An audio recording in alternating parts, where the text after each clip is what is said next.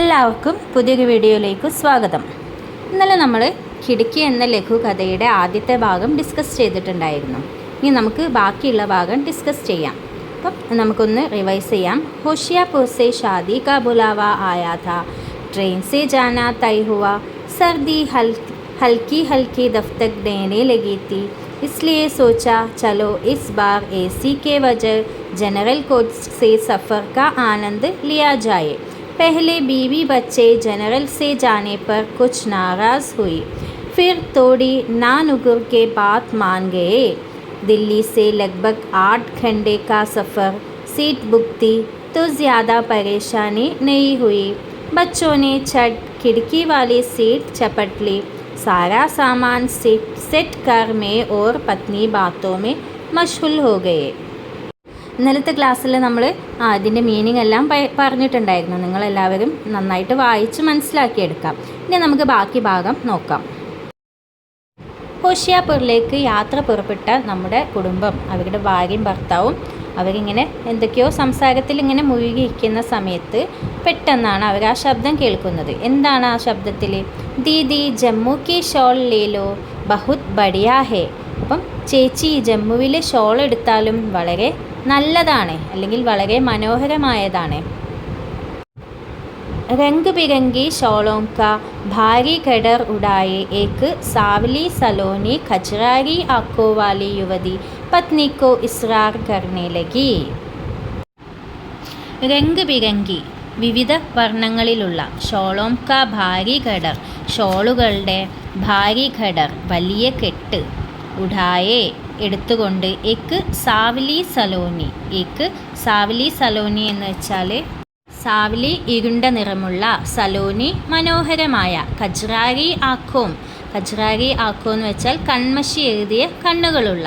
ഖജ്റാരി ആഖോ Valley യുവതി പത്നിക്കോ ഇസ്രാർ കർണേ ലഗി. അപ്പം ഇരുണ്ട നിറമുള്ള മനോഹരമായ കൺമഷി എഴുതിയ കണ്ണുകളുള്ള ഒരു യുവതി ഭാര്യയെ നിർബന്ധിച്ചു കൊണ്ടിരിക്കുന്നു. അതായത് ഇവർ ട്രെയിനിൽ യാത്ര ചെയ്യുന്ന സമയത്ത് ഇവരിങ്ങനെ സംസാരിച്ചുകൊണ്ടിരിക്കുന്ന സമയത്ത് അവിടേക്ക് ഒരു വിൽപ്പനക്കാരിയായിട്ടുള്ളൊരു സ്ത്രീ വരാണ്. ഇപ്പം നമ്മൾ നേരത്തെ റെയിൽവേ പ്ലാറ്റ്ഫോമിൽ കണ്ടിട്ടുണ്ടായിരുന്ന ആ സ്ത്രീ ആയിരിക്കാം ഇത്. ആ സ്ത്രീ ഇവരെ വന്നിട്ട് എന്താണ് ഭാര്യയെ അവരുടെ ജമ്മു വാലി ഷോൾ, അതായത് ജമ്മുവിൽ നിന്നുള്ള ഷോള് എടുക്കാൻ വേണ്ടിയിട്ട് നിർബന്ധിക്കുകയാണ്. അതുവരെ സംസാരിച്ചുകൊണ്ടിരുന്ന ഭാര്യയും ഭർത്താവും അതിൽ ഭാര്യയുടെ ശ്രദ്ധ ഈ വിൽപ്പനക്കാരിയിലേക്ക് തിരിഞ്ഞു. അപ്പോൾ അവരെന്താ ചോദിക്കുന്നത്? കിത്നി കീ ഹേ, എത്രയാണ് വില? 250 की, 250 വില. ഇത്തി മെഹങ്കി, ഇത്ര വില കൂടുതലോ? ജ്യാദാ പീസ് ലോങ്കി തോ കം കർ ദൂങ്കി. അപ്പോൾ വിൽപ്പനക്കാരി എന്താ പറയുന്നത്? ജ്യാദാ പീസ് ലോങ്കി, നിങ്ങൾ കൂടുതൽ പീസ് എടുത്തിട്ടുണ്ടെങ്കിൽ തോ കം കർ ദൂങ്കി, ഞാൻ വില കുറയ്ക്കാം. മുജെ ദുക്കാൻ കോൽനി ഹേ ക്യാ, എനിക്കെന്താ കട തുടങ്ങാനാണോ? ഇവിടെ ഗൃഹനാഥൻ്റെ ഭാര്യ തമാശ രൂപേണ ചോദിക്കുകയാണ്, കൂടുതൽ പീസ് എടുക്കുക എന്ന് പറഞ്ഞപ്പോൾ എന്താ കട തുറക്കാനാണോ? എനിക്കെന്തിനാ എത്ര തോനെ പീസ് എന്നാണ് ഉദ്ദേശിക്കുന്നത്. ലേലൂന.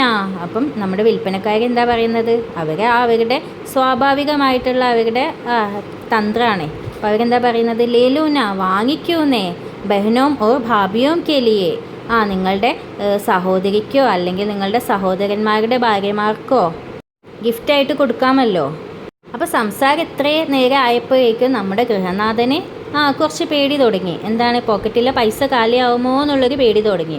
അപ്പം നമ്മുടെ ഗൃഹനാഥൻ മേനെ പത്നിക്കോ ഇഷാരാക്കിയ, ഞാൻ ഭാര്യയെ ഇഷാരാക്കിയ എന്ന് വെച്ചാൽ വിരൽ ചൂണ്ടുക എന്നാണ് ഇഷാര എന്നതിൻ്റെ അർത്ഥം. ഇവിടെ സൂചിപ്പിച്ചു അല്ലെങ്കിൽ പത്നിയെ ഞാൻ ഓർമ്മിപ്പിച്ചു എന്നൊക്കെ നമുക്ക് അർത്ഥം ഇതിൽ മനസ്സിലാക്കാം.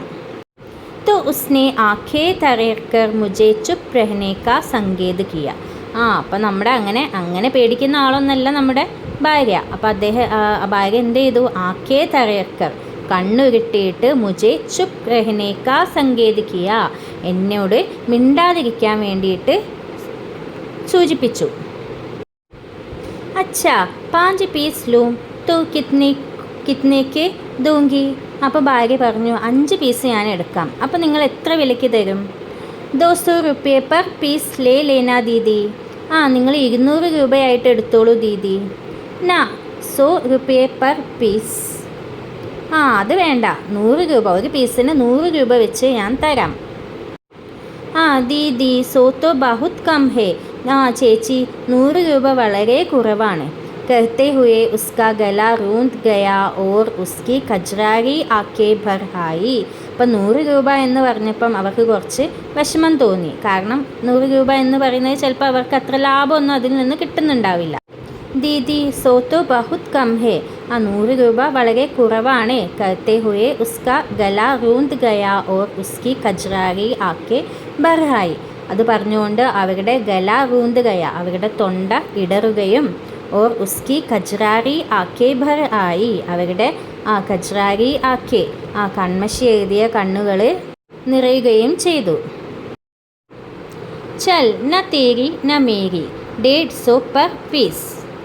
അപ്പം നമ്മുടെ നായിക പറയാണ് ചൽ, എങ്കിൽ പിന്നെ ന തേരി ന മേരി, നിനക്കുമില്ല, നിൻ്റേതും അല്ല എൻ്റേതും അല്ല, നീ പറഞ്ഞതുമല്ല ഞാൻ പറഞ്ഞതുമല്ല. 150 per piece, 150, ഒരു പീസിന് 150 വെച്ച് തരാം.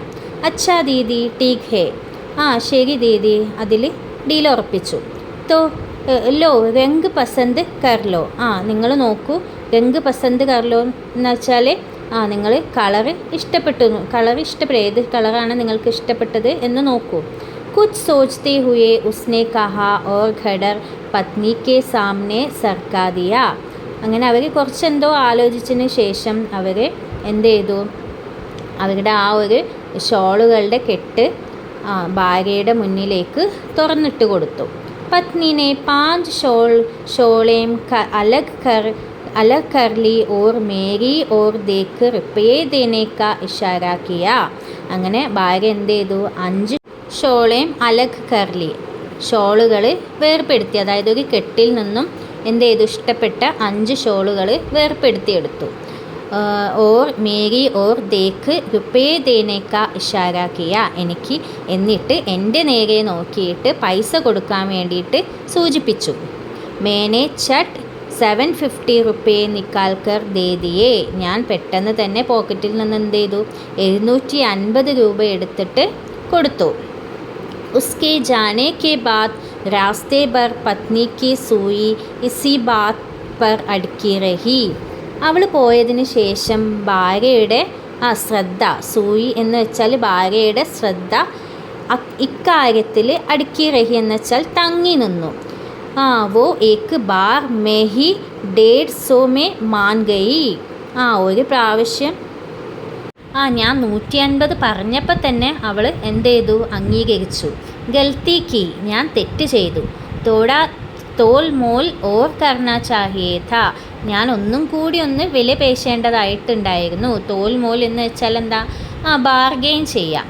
ഓർ മേരി സൂയി, എൻ്റെ ശ്രദ്ധ, അപ്പം എൻ്റെ ശ്രദ്ധ അതീത് മേ ജാ അടുക്കി തീ, ഞാൻ ഭാര്യയിൽ നിന്നും ശ്രദ്ധ എൻ്റെ പാസ്റ്റിലേക്ക്, അതായത് എൻ്റെ ഭൂതകാലത്തേക്ക് ശ്രദ്ധ തിരിഞ്ഞുപോയി. അതായത് ഭാര്യ എന്താണ്, ആ ഒരു സ്ത്രീയിൽ നിന്നും ഒന്നും കൂടി വില പേശിയിട്ട് സാധനം അതിലും കുറഞ്ഞ വിലക്ക് വാങ്ങണം എന്ന് ഇങ്ങനെ സംസാരിച്ചുകൊണ്ടിരിക്കുന്ന സമയത്ത് എൻ്റെ ശ്രദ്ധ ഒന്ന് തെറ്റിപ്പോയി. ഞാൻ പിന്നോട്ടൊന്ന് ചിന്തിക്കാൻ തുടങ്ങി. बेटी को गोद में बिठा रेलगाड़ी की खिड़की से चौंकता मैं सोच रहा था, मेरे पिता भी रेलगाड़ी में सामान बेच जब थके हारे घर आते तो उनकी आँखों में भी वही नमी थी जो आज उस युवती की आँखों में थी. അപ്പം നമ്മുടെ ഗൃഹനാഥനെ ബേട്ടിക്കോ ഗോദ്മേ ബിട്ട, മകളെ മടിയിലിരുത്തിയിട്ട് റെയിൽഗാഡിക്ക് ഖിടിക്കീസെ, ട്രെയിനിൻ്റെ ജനാലയിലൂടെ ചോക്ത എത്തി നോക്കിക്കൊണ്ടിരിക്കുന്ന സമയത്ത് മേ സോച്ച് റഹാത്ത, ഞാൻ ആലോചിക്കുകയായിരുന്നു. മേരി പിതാബി റെയിൽഗാഡി മേ സാമാൻ ബേച്ച്, എൻ്റെ പിതാവും അദ്ദേഹത്തിൻ്റെ പിതാവിൻ്റെ ജോലിയും എന്തായിരുന്നു, നമ്മുടെ റെയിൽഗാഡിയിൽ അല്ലെങ്കിൽ ട്രെയിനിൽ സാധനങ്ങൾ വിൽക്കുന്ന ജോലിയായിരുന്നു അദ്ദേഹത്തിന്. അപ്പോൾ സാമാൻ ബേച്ച് ജബ് ദഖേ ഹാരെ, സാധനങ്ങളൊക്കെ വിറ്റ് ക്ഷീണിച്ച അവശനായിട്ട് അദ്ദേഹം ഘർ ആത്തെ, വീട്ടിലെത്തുന്ന സമയത്ത് തോ ഉസ്കി ആഖോ മേ ബി, അദ്ദേഹത്തിൻ്റെ കണ്ണിൽ ആഖോ മേ ബി വഹി നമീതി, അദ്ദേഹത്തിൻ്റെ കണ്ണിലും ആ ഒരു നനവുണ്ടായിരുന്നു. ഇവിടെ നനവെന്ന് ഉദ്ദേശിക്കുന്നത് അദ്ദേഹത്തിൻ്റെ വിയർപ്പിൻ്റെ നനവാണ്. അദ്ദേഹം ക്ഷീണിച്ച അവശനായിട്ട് ജോലി കഴിഞ്ഞ് തിരിച്ചു വരുന്ന സമയത്ത് അദ്ദേഹത്തിൻ്റെ ആ കഷ്ടപ്പാടിൻ്റെയും വിയർപ്പിൻ്റെയും നനവാണ് ഇവിടെ നമ്മി എന്നുദ്ദേശിക്കുന്നത്. ദോ ആജ് ഉസ് യുവതി കി ആഖോ മേ തീ. ഇന്ന് ഞാൻ ആ യുവതിയുടെ കണ്ണിൽ കണ്ടിട്ടുള്ള ആ ഒരു ക്ഷീണത്തിൻ്റെയും അവശതയുടെയും വിയർപ്പിൻ്റെയും നനവ് ഇന്ന് ഞാൻ കണ്ട ആ നനവ് പണ്ട് ഞാൻ എൻ്റെ അച്ഛൻ്റെ കണ്ണുകളിൽ കണ്ടിട്ടുണ്ടായിരുന്നു. ഇവിടെ ഒരു നിമിഷം നമ്മുടെ ലേഖകൻ, അല്ലെങ്കിൽ ഇവിടെ ലേഖകൻ എന്നുദ്ദേശിക്കുന്നത് നമ്മുടെ അഞ്ജു ഖർബന്ദയല്ല. അഞ്ജു ഖർബന്ദ എന്താണ് ഒരു പുരുഷനായിട്ട് സങ്കല്പിച്ചിട്ട് അവരെഴുതിയ ഒരു ഷോർട്ട് സ്റ്റോറിയാണിത്. അപ്പോൾ ഇവിടെ നമ്മുടെ ഗൃഹനാഥന് ഒരു നിമിഷം അദ്ദേഹത്തിൻ്റെ കുട്ടിക്കാലത്തേക്ക് തിരിച്ചു പോവുകയാണ് ചെയ്യുന്നത്. ഈ ചെറിയൊരു സംഭവം അദ്ദേഹത്തിൻ്റെ കുട്ടിക്കാലത്തെ ഓർമ്മകളിലേക്ക് അദ്ദേഹത്തെ കൂട്ടിക്കൊണ്ടുപോയി. ഈ കിടുക്കി എന്ന മനോഹരമായിട്ടുള്ള ഈ ഒരു ലഘുകഥ നിങ്ങൾക്കെല്ലാവർക്കും ഇഷ്ടമായിട്ടുണ്ടാവും. വളരെ മനോഹരമായിട്ടുള്ളൊരു ഷോർട്ട് സ്റ്റോറിയാണ്. അപ്പോൾ നിങ്ങളെല്ലാവരും നന്നായിട്ട് വായിച്ച് മനസ്സിലാക്കി അർത്ഥമൊക്കെ മനസ്സിലാക്കി പഠിച്ചെടുക്കുക. ഇപ്പോഴേ പഠിച്ചു തുടങ്ങിയിട്ടുണ്ടെങ്കിൽ എക്സാം ഒന്നും നിങ്ങൾക്ക് എന്താവില്ല, ഒരു ബേർഡനായിട്ട് തോന്നില്ല. ഇപ്പം തന്നെ നിങ്ങൾ പഠിച്ചു തുടങ്ങുക. ഇനി നമുക്ക് ഇതിൻ്റെ ബാക്കിയുള്ള ആക്ടിവിറ്റീസും ക്വസ്റ്റ്യൻ ആൻസേഴ്സും മറ്റൊരു വീഡിയോയിൽ ഞാൻ ഉൾപ്പെടുത്താം. എൻ്റെ വീഡിയോ നിങ്ങൾക്ക് ഇഷ്ടമായിട്ടുണ്ടെങ്കിൽ ലൈക്ക് ചെയ്യാനും സബ്സ്ക്രൈബ് ചെയ്യാനും മടിക്കരുത്. പിന്നെ നിങ്ങളുടെ ഫ്രണ്ട്സിനൊക്കെ ഒന്ന് ഷെയർ ചെയ്ത് കൊടുക്കാം. ഇനി അടുത്ത വീഡിയോയിൽ കാണുന്നതുവരേക്കും ബൈ.